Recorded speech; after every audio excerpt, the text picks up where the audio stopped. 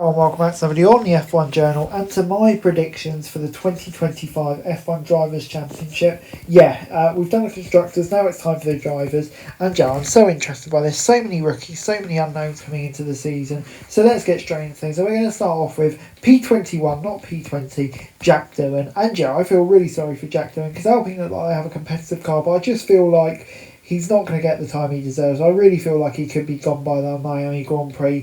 Franco Colapinto coming in to replace him, and as a result, he'll try hard and ended up having crashes and shunts towards the beginning of the season, over pushing, and that could kind of seal his fate. So I'm going to say Doohan P21. In P20, I'm going to say Gabriel Bortoleto, and to be honest, I don't think this will be really any fault of the driver itself. I just feel like Sauber will build an absolute tractor this year, fully focusing on 2026. And obviously, he's a rookie, he'll make mistakes. Maybe it could be a good opportunity for him to learn and make mistakes while focusing on the bigger picture. And number 19, I'm going to go for Isaac Hadjar. Similar story, I don't think RB will be quite there. I think Hadjar kind of is coming into the season a bit undercooked, really, compared to lots of the other rookies. And I think a poor RB car as well. He'll struggle at the beginning of the season, and I'm going to say that Hadjar will come P19. In P18, I'm going to say Nico Hulkenberg, and obviously, as we know, over the last few years, Hulkenberg's been pretty outstanding for Haas, hasn't he? And at Sauber, I just feel like he's not going to have the car that he really needs underneath him, and that's going to be why he really struggles this season. It's going to be a building year for Sauber, but I think it could be quite painful at times for Hulkenberg, especially. In 17th, I've gone for Lance Stroll. Personally, I feel Stroll will struggle this year, just because it's going to be a tight and congested midfield, and he just won't really have the pace as some of the other guys around him. We've seen the gap between Alonso and Stroll in recent years, and if you have that in such a tight and contested midfield, I just feel like that could really affect him. In 16th, I've gone for Ollie Beerman, and this is going to be an interesting one. Obviously, Haas, we never really saw too much performance running for them in testing, but it seems like they're in a similar position to last year, but obviously quite hard to tell. I think Beerman, he's been really impressive from what we've seen of him so far in F1.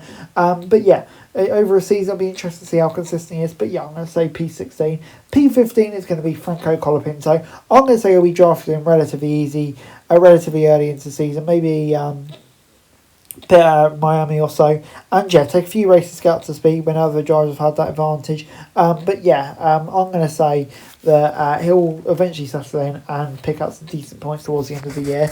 Moving on then to Ocon in P14, and I think Ocon will have a good season. I think maybe a new environment for Ocon could be exactly what he needs. He'll be revitalised, having the role of leading Haas as well will be good for him. So I think it could be a decent season for Ocon. I think it'll be close with Behrman, but I think he'll just have enough to beat him. And I think P14 for Ocon is what I'm going to say. In P13, I've gone for Alex Albon, and this is a big year for Albon, isn't it? Williams seems to be an improvement, but obviously he's gone from facing the likes of Sargent, Latifi, even Colapinto over the last few years, to facing Carlos Sainz. And I feel like, Sainz will be, Albon will be looking to match Sainz, but I just feel like Sainz, over the course of the season, will have a very small advantage. I don't think it'll be much at all, especially with Sainz coming into Albon's team. But I think Sainz will just beat the former Red Bull man into P12. I think they'll be very closely matched in that Williams. So I'm going to say P12 for Sainz. I think he will have some outstanding drive, and he can add a lot to that team with his knowledge of being in a top team. Moving on then to P11, and that's going to be Pierre Gasly. I think Gasly can really look forward to this season. He's had a tough few years against Ocon, but I feel like with Doohan and maybe Colapinto as his teammate, he's really got an opportunity to lead the team and make it his own. And we've seen some really super impressive performances from Gasly over the year. A few of those could really push him up the standings this year. In P10, I've gone for Fernando Alonso. I feel like Aston Martin will start the season off quite slowly, but over time, like Newey coming in, we're obviously predominantly working on 2026 car, but will have an impact on the 2025 car, you'd expect. Will allow Alonso to shoot his way out the midfield and pick up some really impressive results, which will drag him out the table and achieve results that maybe his teammate Lance Stroll can't. In P9, I've gone for Liam Lawson. Now, I've got a probably unpopular opinion at Liam Lawson. Personally, I can't see him seeing out the whole season. I just think it's very Gasly 2019-esque. A young driver coming in when he's not ready to come up against an even better Max Verstappen. I'm just not sure how it'll work out. I think I'll pick up some decent results, maybe return to RB and do quite well. But I just don't think it's going to work out. And I think number 8, Yuki Tsunoda, will finally get his chance at Red Bull in the second half of the season.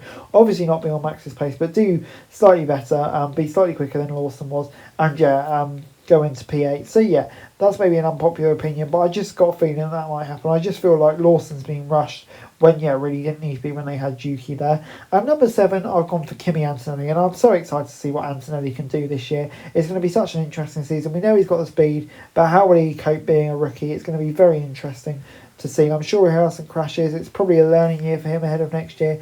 But yeah, I'm really intrigued to see how he does. But I think I'll have speed, but also inconsistency. In number 6, I'm going to go for George Russell. Maybe a bit of a gap between the two.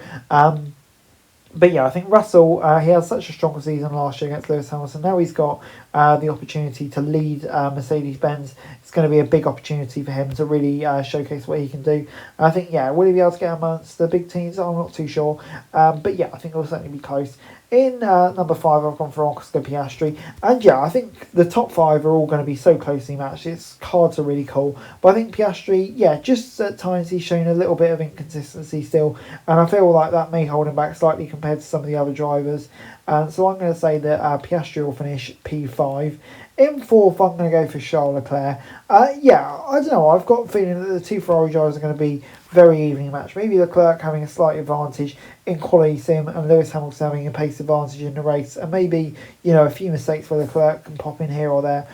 So I'm going to say Leclerc will come 4th. I think it'll be a very close run thing, but I think his new teammate Lewis Hamilton will just nick 3rd place. I think Ferrari could start the season off so well. They're still learning about the car and then maybe improve as the season goes on. But I feel like Lewis Hamilton, with that experience, that racecraft, I feel like he's going to be super motivated. Maybe in a car he's more happier driving.